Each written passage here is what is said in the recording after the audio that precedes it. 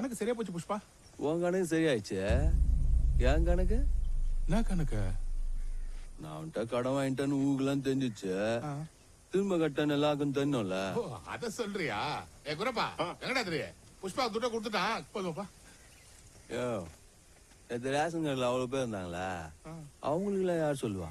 அதுக்கு இப்ப என்ன பண்ண சொல்ற? அச்சானே, நேத்து கடையில யார் இருந்தாங்க படி? நேத்து மட்டும் 120 பேர் இருந்தாங்க. பாகாள ரவி, சலபதி, முனியம்மா. இரு, இப்ப இவங்க எல்லாத்தையும் போய் சொல்லுமா நானு? அதெல்லாம் எனக்கு முடியாது.